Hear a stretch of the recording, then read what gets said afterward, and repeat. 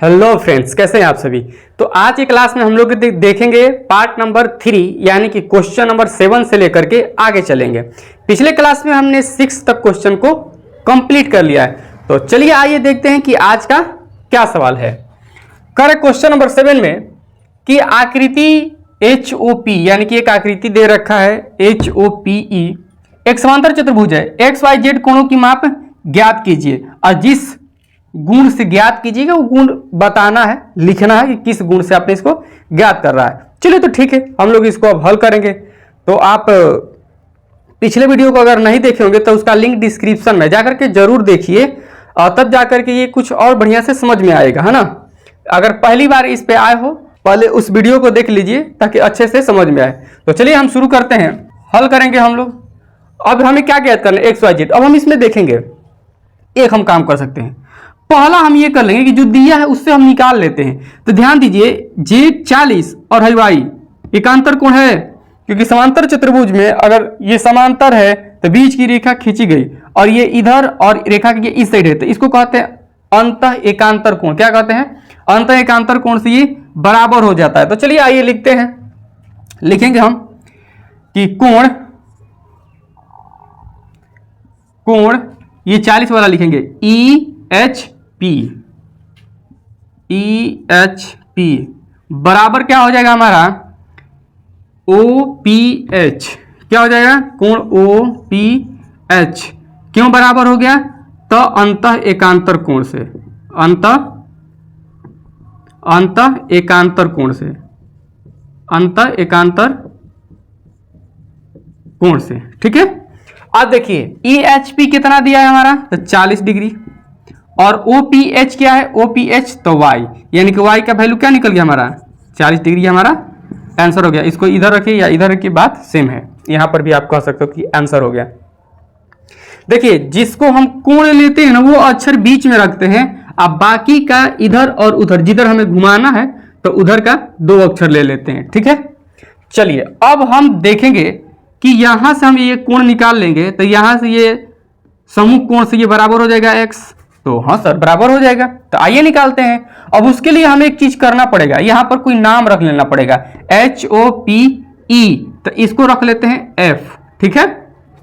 चलिए अब चलेंगे हम कोण FOP प्लस क्या हो जाएगा POH, कोण POH बराबर 180 डिग्री। ये कैसे हो गया? तो इसको कहते हैं रैखिक युग्म। क्या कहते हैं? रैखिक युग्म। अगर आपको रैखिक युग्म समझना है तो आप पीछे की वीडियो को एक बार जरूर देख लीजिए, फुल डिटेल में समझाया गया है।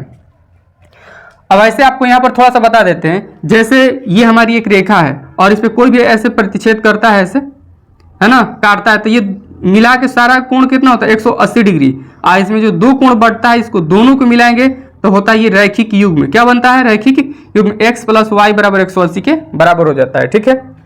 तो FOP कितना दिया है 70 डिग्री, और प्लस में EPOH कितना है, POH ही रहने देते हैं, बराबर 180।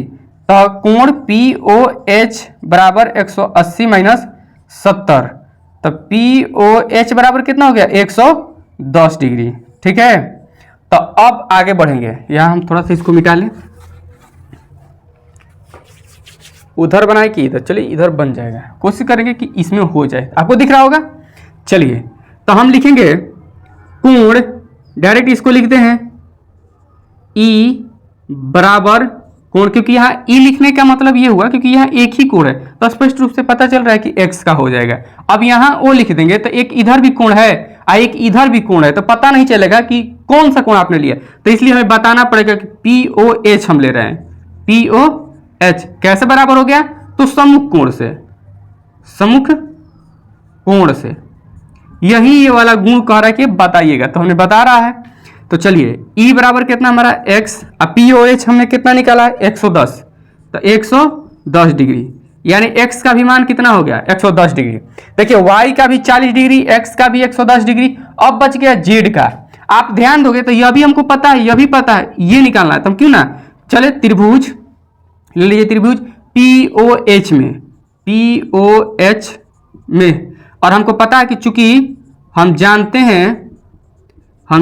हैं कि त्रिभुज के तीनों अंतःकोण, तीनों लिखिए, उधर जगह नहीं है, तीनों अंतःकोण का योग 180 डिग्री होता है।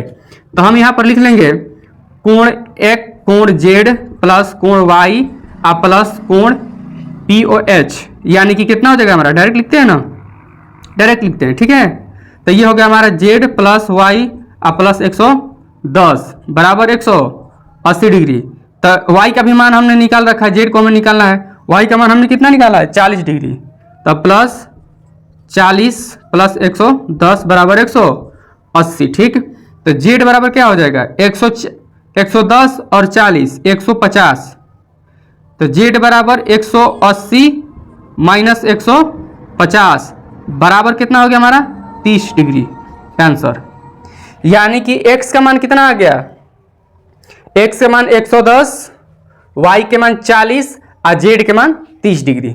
तो चलिए फटाफट इसको नोट कीजिए, हम चलते हैं क्वेश्चन नंबर 8 पे। चलिए तो हम आ गए हैं क्वेश्चन नंबर 8 पे। और 8 जो क्वेश्चन है थोड़ा अलग है, अलग इसलिए कि देखिए ये कोण नहीं दिया है, ठीक है, ये साइड दे दिया, आप देख रहे हो 26 18 इतना इतना है ना, और इसका मान जो है सेंटीमीटर में, क्योंकि ये लंबाई है, क्या है लंबाई है। तो चलिए आइए बनाते हैं इसको।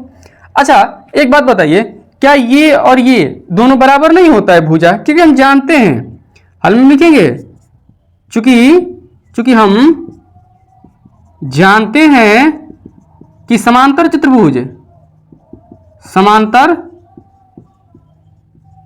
चतुर्भुज के आमने सामने की भुजा क्या होती है, सामने की भुजा बराबर होती है, सामने की भुजा बराबर होती है, क्या होती है बराबर होती है। ये तो हमें पता है, बहुत शुरू से पता है। तो अगर हम इसको बराबर करें तो हम लिख सकते हैं क्या, एस एन बराबर जी यू, एकदम लिख सकते हैं सर, एस जी बराबर एन यू, लिखे। तो आइए लिखिए, तो इसलिए एस जी बराबर एन यू, तो एस जी का मान कितना है 3x और एन यू का मान कितना है 18। तो x बराबर क्या हो जाएगा 18/3, क्योंकि गुणा मैंने भागा में आ गया, x बराबर 6 सेंटीमीटर, क्योंकि मान किस में दे रहा है सेंटीमीटर। तो पुनः कर लेंगे, इसको भी निकाल लेते हैं, एस एन बराबर जीयू वाह जीयू क्या नाम है ना जीयू। चलो एस एन बराबर कितना हो गया 26 और जीयू बराबर 3y - 1। सब बच्चे बोलेंगे जियो सर जियो एगो डायलॉग था, जियो कैसा था, जियो है ना, जियो। चलिए तो ये माइनस में इधर आएगा प्लस में, यानी कि 26 और प्लस 1 बराबर 3y।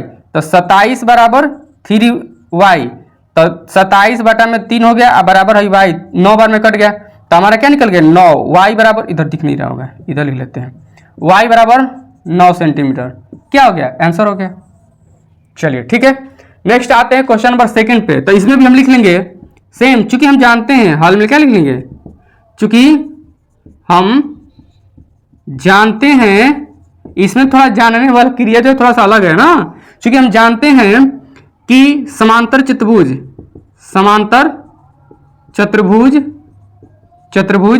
के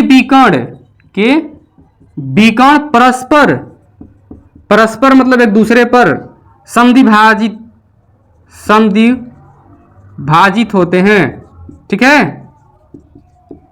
अब समद्विभाजित होने के क्या मतलब है कि बराबर बराबर में बांटता है। जैसे कि अगर हम यहां पर एक चतुर्भुज बनाएं और इसे काट दें, तो अगर ये 4 है तो यह भी 4 होना चाहिए, ऐसा गौर है। तो बराबर बांटने का क्या मतलब, अगर इसमें हम थोड़ा सा इसको और नाम रख देते हैं, तो RO बराबर NO, ये बराबर हो जाएगा आपस में, ठीक है।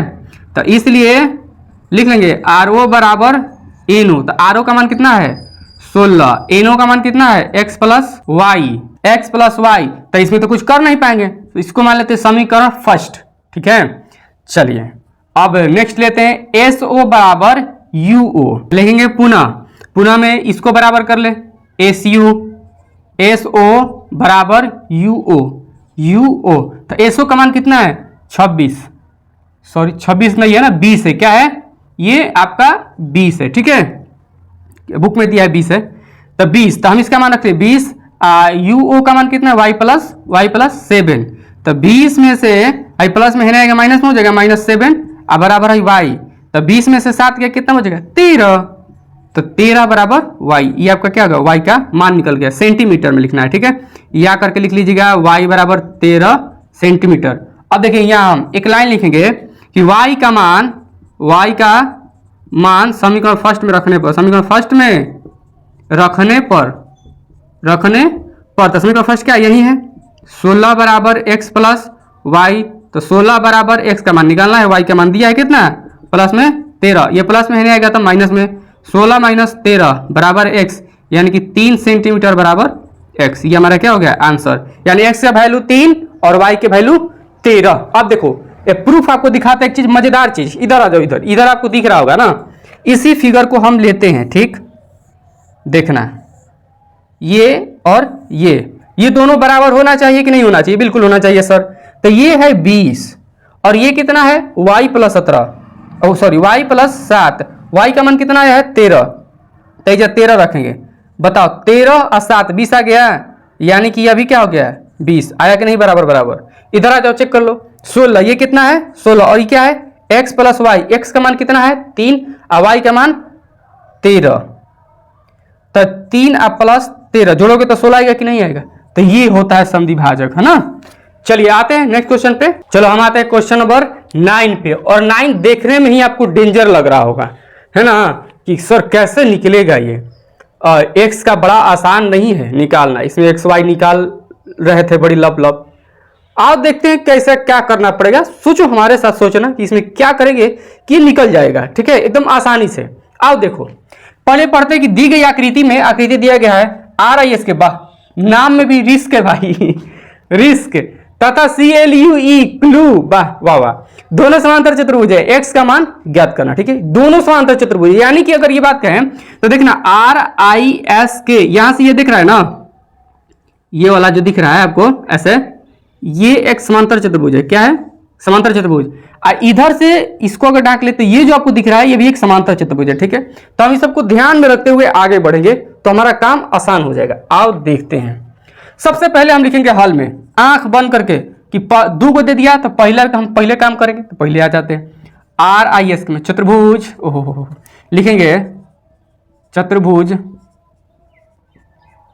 RIS के में, आप सब बोले कि सर पहले ही रिस्क ले लिए, तो पहले ही रिस्क ले लेते हैं, ठीक है, बाद में तो मजा ही मजा आ जाएगा।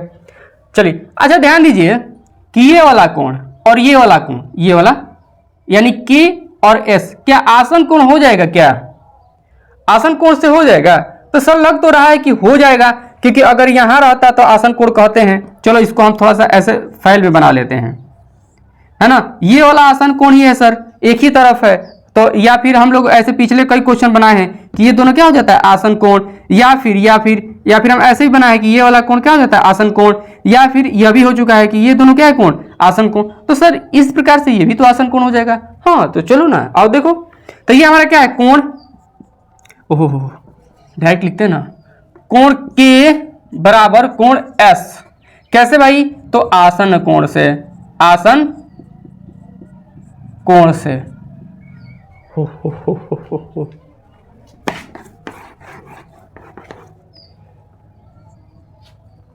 ठीक है, तो आसन कोण से लिखेंगे कोण K प्लस कोण S बराबर 180 डिग्री, कैसे, तो आसन कोण से, आसन कोण से, है ना, पीछे कई क्वेश्चन बन चुका है कि ये दोनों आपस में मिलकर क्या बना देता है 180 डिग्री का कोण बना देता है, ठीक है, तो K का वैल्यू कितना है 120 डिग्री, कोण S का वैल्यू नहीं पता है 180 डिग्री हो गया, तो कोण S बराबर 180 माइनस 120, तो कोण S बराबर 60 डिग्री, नहीं वाह, देखिए रिक्स का जो काम था ये तो लगता है कि फरिया लिए हैं, यहाँ पे कितना हो गया अब 60 डिग्री। अच्छा ये बात, ये तो और आसान है, जो क्लू तो सीधा सीधा क्लू दे रहा है, नहीं क्लू मैंने संकेत देना है ना, तो देखो था ये तो समूह कोण से सीधे बराबर हो जाएगा, इसमें तो घटाना जोड़ना है ही ना, सीधा क्या हो जाएगा बराबर, तो आप लिखते हैं पुनः किसमें, तो कोण नहीं कह रहे, चतुर्भुज CLUE में, है ना, क्या है एल यू क्या है, तो कोण लिखेंगे कोण ई बराबर कोण एल डायरेक्ट। क्यों, क्योंकि ये सम्मुख कोण है, सम्मुख कोण है। सर ये लिखना बहुत जरूरी है, तो हाँ बहुत जरूरी है, आपको बताना पड़ता है कि आखिर आपने बराबर किया तो किया कैसे। आपको पता है, आप कहिएगा कि सर को तो पता ही होगा ना ये क्यों बराबर हो गया। हाँ उनको पता है, लेकिन आपको बताना है क्योंकि आप हल कर रहे हो। हल करने का मतलब कि आपको बताना पड़ेगा कि क्यों बराबर किया आपने, ठीक है। तो इसलिए एग्जाम में ये लिखना छोड़ना नहीं, ध्यान से। तो ई बराबर हमारा ई रह जाएगा कोण ई, और एल का मान दिया है 70, यानी कि इसका भी मान निकल गया 70। क्या निकल गया 70, ठीक है। हम इधर घुमा दिए इसलिए पता चल रहा है कि ई का मान ये है। ऐसे अगर इधर भी कोई कोण होता या काम होता तो हम नाम देना पड़ता 3 अक्षर से, क्योंकि कोण का नाम या तो 1 अक्षर से दिया जा सकता है या फिर 3 अक्षर से दिया जा सकता है, ठीक है। चलो अब आ जाओ आगे, और मजा आ गया। देखो तो हम इसका नाम रख लेते कोई ओ, क्या नाम रख लिए ओ, तो ये एक त्रिभुज बन गया। नहीं, आप देखते हैं त्रिभुज में चलते हैं, फिर यहाँ त्रिभुज ओ एस ई में चूंकि लिख देते हैं, चूंकि हम जानते तो हैं, चूंकि हम जानते हैं कि त्रिभुज के तीनों अंतःकोणों का योग, तीनों अंतःकोणों का योग बराबर कितना 180 डिग्री, ठीक है। तो तीनों को हम लिख लेंगे 70 प्लस 60 प्लस x बराबर 180 डिग्री।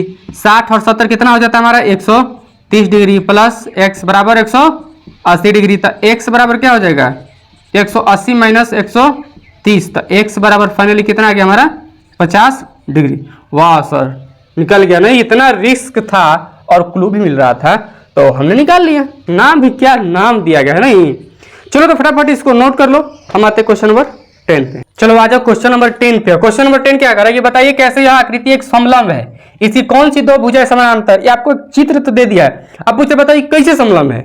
आप कहोगे कि समलंब है तो बताना पड़ेगा कि कैसे है। अगर रोड पे कुत्ता घूम रहा है तुम उसको कुत्ता कहते हो, बताओ कैसे कहते हो उसको कुत्ता। क्या उसके सींग देख के कहते हो कि इसका सींग है इसलिए कुत्ता है ये। ऐसा होता है कि देखते हो उसका पूंछ क्या है टेढ़ा है, फिर देखते हो उसके 4 पैर तो जानवर है, फिर देखते हो कि इधर उधर घूमता चल रहा है ना, भौंक रहा है। तो कुछ गुण देखकर कि उसको बताते हो ना कि कुत्ता है। अब बकरी चल रही बकरी, तो कैसे उसको बकरी कहते हो बताओ, क्यों कहते हो बकरी। तो देखते हो कि उसकी पूंछ है, उसकी सींग है, फिर वो में करती है, घास चल रही है, तो ये सब देख करके ही तो कहते हो ना बकरी हो। तो उसी प्रकार ये समलंब है। कैसे कहोगे, कैसे कुछ तो देखोगे तब कहोगे समलंब। हाँ गुरुजी ठीक है, चलो आप देखते हैं। तो हल करेंगे, हल अब देखेंगे कि कैसे समलंब हो सकता है। तो समलंब का एक गुणधर्म है कि दो भुजा समानांतर दो भुजा असमांतर, ठीक है, इसमें दे रखा है।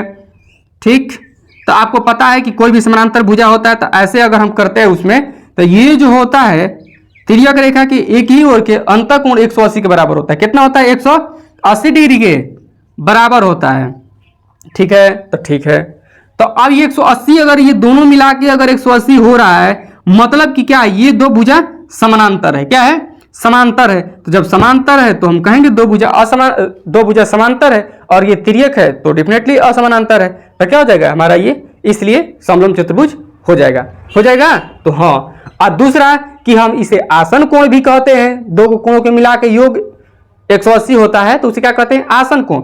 जैसे कोई भी फिगर है, कोई भी फिगर ले लो, तो ये और ये दोनों अगर मिल गया और एक ही रेखा पर ये दोनों कोण है तो क्या कहेंगे उसको आसन कोण, और इसका योग भी कितना होना चाहिए 180 होना चाहिए, है ना।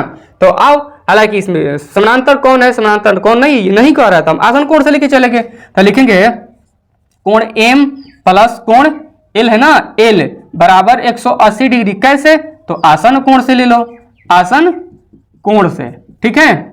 तो एम कितना है, एम तो 60 डिग्री है, और एल कितना है तो 80 डिग्री है, अब बराबर 180 डिग्री। तो टोटल 180 आ गया क्या, हयो बराबर 180 आ गया। तो हाँ, तो 180 आने का क्या मतलब है, एन समानांतर, एन समानांतर एन एम के केल कर लो कि एल, ठीक है। तो इसलिए हम कह सकते हैं कि यह आकृति एक समलंब है। क्या है? समलंब है। बन गया। चलो आओ फटाफट इसको नोट कर लो। तो क्वेश्चन नंबर हम 11 पे चलते हैं। चलिए क्वेश्चन नंबर 11 क्या कह रहा है? कह रहा है कि आकृति 3 इतना यानी कि ये वाला आकृति में सी ज्ञात कीजिए। कोण सी ज्ञात करना है और कह रहा है कि ए बी समानांतर डीसी है, यानी कि ए बी समानांतर डीसी है। ये दोनों का समानांतर है तो ये हमारा तिर्यक रेखा हो जाएगा। क्या हो जाएगा? बीसी तिर्यक रेखा होगा। तिर्यक रेखा के एक ही ओर के अंतःकोण का योग कितना होता है? फटाफट बता दो। तो 180। वाह कितना तेज हो गए हो। तो अब लिख लेंगे हम इसी बात को कि क्या दिया है? ए बी समानांतर डीसी डीसी है, और जिसमें बीसी क्या हो जाएगा? बीसी तिर्यक रेखा हो जाएगा। तिर्यक रेखा है। अगर ये समानांतर है तो तिर्यक रेखा ही होगा, है ना? कोई सीधा हो चाहे टेढ़ा हो, तिर्यक रेखा ही होगा। अगर ये दो ऐसे समानांतर ऐसे भी काट दोगे तो ये तिर्यक रेखा कहलाएगा। ठीक है, तो अब आ जाओ। तो हम लिखेंगे कोण सी प्लस कोण बी बराबर 180। कैसे? तो तिर्यक रेखा के लिख लीजिएगा, तिर्यक रेखा के एक ही ओर के अंतःकोणों का योग 180 डिग्री होता है ना? एक ही ओर के तिर्यक रेखा के एक ओर के अंतःकोणों का योग कितना होता है? 180 डिग्री होता है। या आसन कोण से भी आप चल जाओगे तो भी वही आंसर आ जाएगा। तो सी का मान कितना हो जाएगा? सी का मान सी आ जाएगा। कोण बी के मान कोण बी के मान 120 डिग्री बराबर 180। तो कोण सी बराबर क्या हो जाएगा? 180 डिग्री माइनस 120 डिग्री। तो कोण सी बराबर हमारा 60 डिग्री। क्या आ गया आंसर? कोई दिक्कत? चलिए तो फटाफट क्वेश्चन नंबर 12 पे आते हैं, इसको नोट कीजिए। चलिए हम आ गए हैं क्वेश्चन नंबर 12 पे, और इस चैप्टर यानी कि 3.3 का ये लास्ट क्वेश्चन है। ठीक है, तो कह रहा है कि आकृति इतना में, चलिए हम इसका पहले आकृति बना लेते हैं, 1 सेकंड में बन जाएगा। ये आपका आकृति है। तो इस आकृति में कह रहा है कि कोण पी एस ज्ञात कीजिए, यानी कि पी और एस ये दोनों क्या करना है? ज्ञात करना है। जबकि एस पी क्या है? एस पी और आर क्यू पैरेलल है। पैरेलल मतलब कि समानांतर है। तो ये क्या हो जाएगा? फटाक से ना तिर्यक रेखा। वाह क्या बात है। यदि कह रहा है कि यदि कोण आर ज्ञात करते हैं, यानी कि ये वाला, ये सिंबल का मतलब होता है 90 डिग्री। ठीक है, जहां ये सिंबल दिखे समझ जाना है कि वो 90 डिग्री है। तो क्या कोण पी को ज्ञात करने की एक से अधिक विधि भी है? यानी कि जो पी हम ज्ञात करेंगे तिर्यक रेखा से, अभी तो पता चल रहा है उसी से ज्ञात कर पाएंगे। उससे और अधिक विधि है क्या, वो पूछ रहा है। आओ देखते हैं, लिख लेते हैं। पहले हम इसको तिर्यक रेखा मान लेते हैं, क्योंकि समानांतर है तो यह भी तिर्यक रेखा हो जाएगा, यह भी तिर्यक रेखा हो जाएगा। ठीक है, हाँ आ जाओ लिखते हैं हॉल में। क्या है? तो एस पी समानांतर है आर क्यू, जिसमें एस आर तिर्यक रेखा है। क्या है?